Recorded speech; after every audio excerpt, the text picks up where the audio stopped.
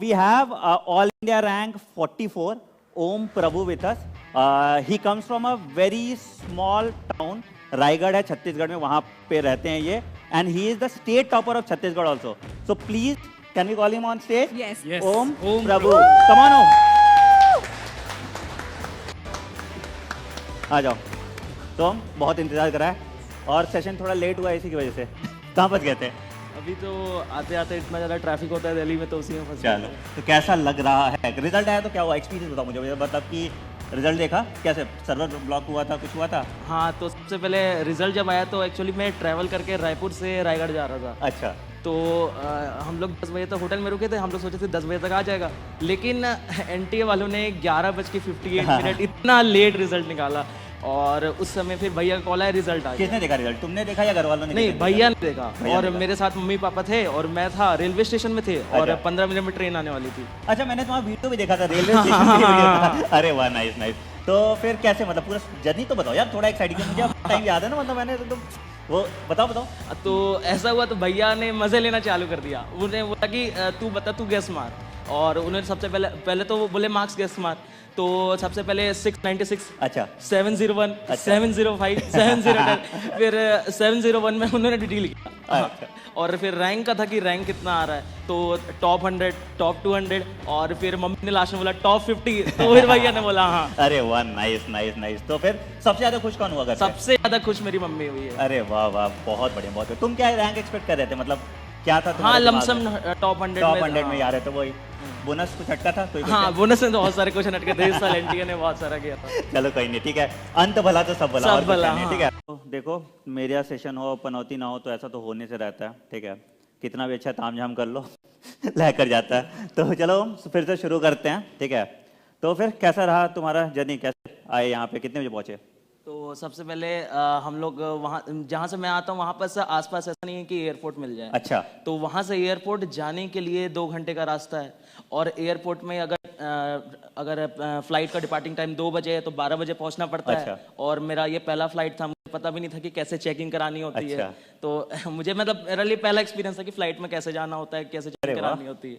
और वो hopefully Unacademy ने ही दिया. नहीं नहीं, बहुत अच्छा है यार. मैंने भी पहली बार फ्लाइट ली थी जब मैं अपना एंट्रेंस एग्जाम देने जा रहा था. चलो, तुमने सेंटर तुम्हारे आसपास हो गया इसलिए तो मैंने जानबूझ के अपना सेंटर गोवा डाला था. अच्छा, मिल जाए फ्लाइट घूमने के लिए ना. तो खैर ठीक है, बहुत अच्छी बात है. तो फिर कैसा रहा एक्सपीरियंस? मतलब हम लोग अभी बात ही कर रहे थे, जो लैग हो गया. तो कैसा रहा आपका एक्सपीरियंस, मतलब रिजल्ट का? मतलब किसने रिजल्ट देखा, क्या जर्नी है, बताओ मुझे. तो एक्चुअली क्या हुआ कि जब मैं रायपुर से रायगढ़ आ रहा था. अच्छा. तो उस समय एनटीए ने रात को 11:58 में रिजल्ट अनाउंस कर दिया.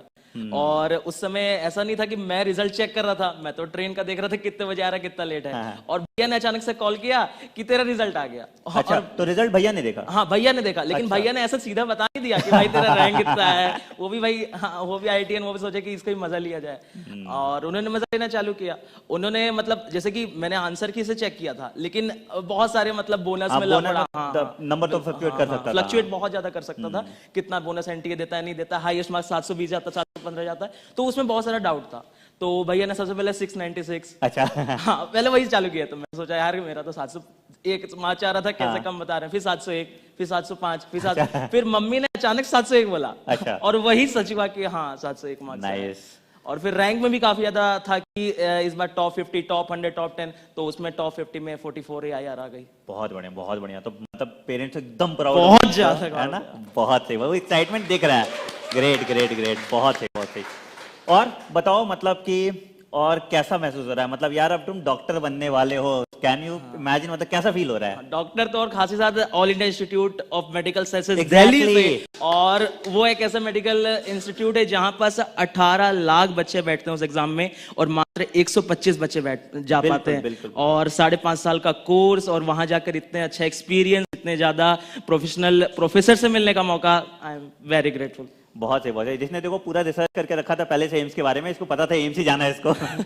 चलो बहुत बढ़िया. बट तुम्हारे ये जर्नी अभी अधूरी है. मैं तुम्हें तुम्हारे टीचर से मिलवाता हूँ, ठीक है. सारे एजुकेटर से मिलवाता हूँ. We have our top panellist of educators from Unacademy. We have Amit Gupta sir, we have SKC sir, we have Ramesh Yadav sir. Please huge round of applause. We have AKM sir and we have Vaibhav sir. Please sir join.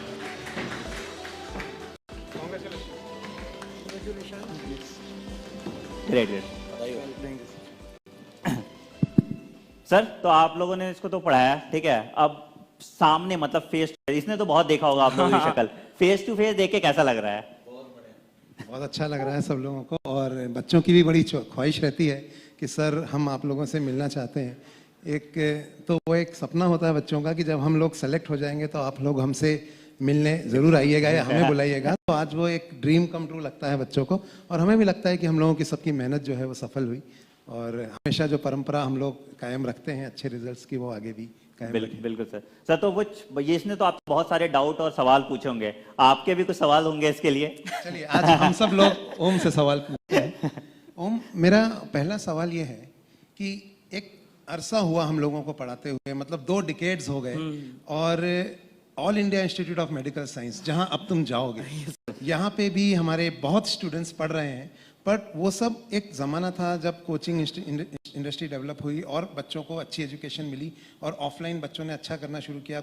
बच्चे आते थे Mecca Medina की तरह, कोटा आते थे और करते थे, और वो सब भी एक बहुत अच्छा ट्रेंड है। लेकिन कोविड आया, अचानक से बच्चों के आगे वैक्यूम आ गया कि क्या करें। फिर अनअकैडमी और ऑनलाइन कोचिंग ने अंदर इंटर किया, और तुम, क्योंकि जैसा कि तुमने बताया तुम पूरी तरह से ऑनलाइन स्टूडेंट रहे हो, तो क्या मेरा जो सवाल है वो तुमसे ये है कि इज इट अ मिथ जो एक फैला हुआ है कि ऑफलाइन, मतलब जैसे ना प्रभु से मिलने आपको वैष्णो देवी या भगवान से मिलने जाना ही पड़ेगा वहां, तो प्रभु तो हर जगह है है ना, ईश्वर के हम बारे में हम बात कर रहे हैं। तो क्या अगर भगवान हर जगह है तो इसी तरह से ज्ञान, शिक्षा और अध्यापक भी हर जगह हैं, और कोटा के अध्यापक यहाँ तक तुम तक पहुँचे और उन्होंने तुम्हें पढ़ाया, तो क्या तुम्हें लगता है कि ऑनलाइन पढ़ाई करके भी जिन बच्चों के पास संसाधनों की, रिसोर्सेज की कमी है, जो ऑफलाइन में किन्हीं कारणों से नहीं आ सकते, हालांकि ऑफलाइन भी बहुत अच्छा है, क्योंकि मैं खुद ऑफलाइन में 18 साल पढ़ाया है, तो मुझे पता है कि उसका भी अपना महत्व है, लेकिन क्या ऑनलाइन, सिर्फ ऑनलाइन पढ़ाई करके और अपने टीचर से इंटरेक्ट करके और साथ में ऑब्वियसली हार्ड वर्क करते हुए और सभी वही स्ट्रेटेजी को फॉलो करते हुए, क्या वही सारे सपने सच किए जा सकते हैं जिनके लिए बच्चे ऑनलाइन बहुत सैकड़ों किलोमीटर ट्रैवल करते हैं? या फिर ये मिथ नहीं है, कुछ ना कुछ कमी होती है, या फिर आपके अंदर अगर जज्बा है तो कोई भी मॉडलिटी हो, चाहे ऑनलाइन हो चाहे ऑफलाइन हो, आप अपने लक्ष्य तक पहुंच ही सकते हैं? आपको क्या लगता है? जी सर, तो अभी सर ने जो सवाल पूछा, ये सवाल ठीक मेरे अंदर आता था आज से 2 साल पहले जब मैं 11th क्लास ज्वाइन किया था, और उस समय मेरे पास ऐसा कोई लाइव एग्जांपल नहीं था। आज ये जो वीडियो देख रहे हैं लोग, उन लोगों को पता है कि यार मैं हूं, मैंने निकाल ली रैंक, लेकिन उस समय तक मुझे नहीं पता था कि किसी और ने ऑनलाइन से निकाला है, और उस समय तक ऑनलाइन इंडस्ट्री फ्लरिश भी नहीं कर रही थी। लोग कहते थे ऑनलाइन में जा रहा है, 2 साल बर्बाद कर देगा, मम्मी पापा के पैसे बर्बाद कर देगा, कोटा चले जा। तो वो सारी चीजें मैंने फेस करी, लेकिन you know, to become a leader you have to take great decisions and hard decisions. So मैंने उस पॉइंट पर डिसीजन लिया कि नहीं, अब ऐसा नहीं था कि मैं समय बर्बाद कर सकता हूं कि 2 साल कोरोना आ गया बोल के घर में बैठ जाए, नहीं, टाइम को यूटिलाइज करना है। और अब ऐसा नहीं कोरोना चला गया तो ऑनलाइन अच्छा नहीं है, आज की डेट में वही क्वालिटी कंटेंट जो कोटा के ऑफलाइन बैचेस में मिलता है, अनअकैडमी की टीम पूरे के पूरे कंटेंट हमें मिनिमम कॉस्ट में प्रोवाइड करती है, and I am grateful to Unacademy for that. I would like to add one thing, मतलब यार क्या गजब ओरेटर भी हो तो, मतलब हम लोग टीचर्स हैं, हमारी कैमरा से अभी भी देख के बैंड बजती है। नाइस, इम्प्रेस्ड, बहुत सही। एसके सर आपके सवाल? मेरा एक बहुत ही इंटरेस्टिंग क्वेश्चन आपसे है। जैसे आपके पेरेंट्स से मेरी बात हुई उस दिन रात को 12 बजे, उन्होंने बताया कि जिस हिसाब से आपकी फैमिली बैकग्राउंड है, आप एक रूरल बैकग्राउंड से आते हैं, बिल्कुल छोटी सी जगह से, और मैं खुद एक रूरल बैकग्राउंड से, और मैं इस बात को बहुत अच्छे से फील करता हूं। तो आपने जिस हिसाब से अपना सफलता पाई है, तो मैं उन बच्चों के लिए आप एक क्या संदेश देना चाहेंगे जो ग्रामीण प्रवेश की प्रतिभाएं हैं और आने वाले समय में वो बहुत अच्छी जगह पहुंच जाए, तो इसके लिए आप उनको क्या संदेश देंगे? जी सर, तो ये कई लोगों का मानना होता है कि आप जैसे माहौल में रहेंगे वैसे ही बन जाएंगे। अगर आप गरीब लोगों के साथ रहते हैं तो आगे नहीं बढ़ सकते, अगर आप किसानों के साथ रहते हैं तो आप आगे ऐसे नहीं बढ़ सकते, लेकिन आपको उनके साथ मेहनत करना सीखना होगा। पूरे हिंदुस्तान में जो सबसे ज्यादा मेहनती बंदा होता है वो एक किसान ही होता है। ओम, तुम पेप टॉक देना स्टार्ट करो, ठीक है? पहले तो हम आपको हृदय की गहराइयों से बहुत बहुत शुभकामनाएं।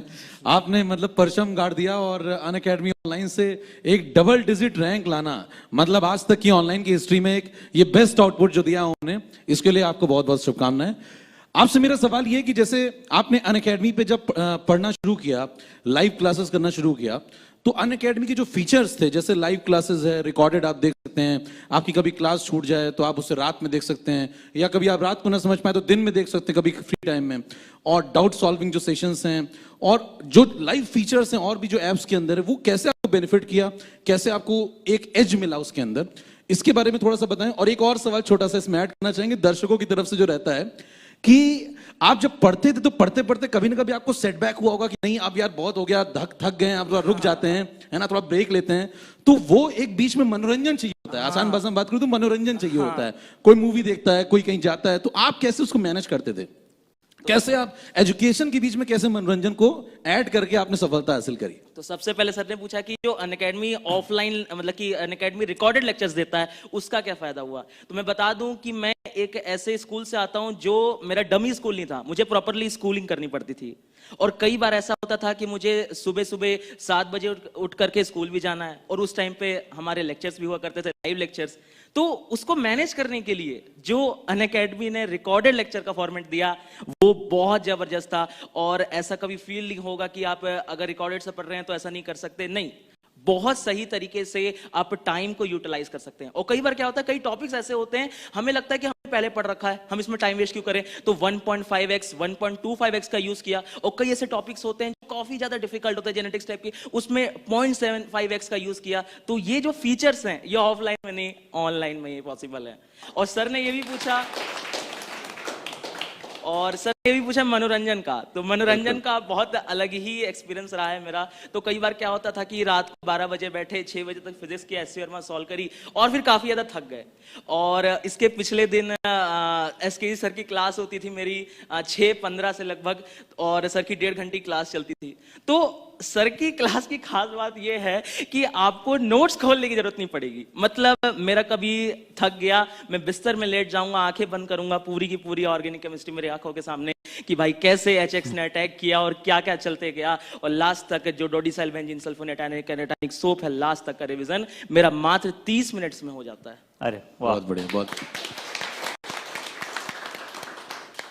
अच्छा ओम, ये बताओ मुझे कि जैसे तुमने तैयारी की होगी तो कोई तो टॉपिक तुम्हें सबसे डिफिकल्ट कौन सा लगता है? फिजिक्स, केमिस्ट्री, बायो, क्या डिफिकल्ट लगता है सबसे ज्यादा? तो सबसे ज्यादा मुझे डिफिकल्ट बायो लगता है, सबसे फेवरेट टॉपिक मेरा फिजिक्स रहा है, और उसके बाद मेरा केमिस्ट्री सबसे ज्यादा डिफिकल्ट बायो लगता था। Exactly, this is what I am talking to you guys. देखो क्या होता है ना कि मतलब जनरली जितने भी टॉपर्स मैंने बात की है, जैसे किसी भी टाइम पे उनका फिजिक्स फेवरेट सब्जेक्ट होता है, ठीक है। Biology you can build on and biology you can build in time.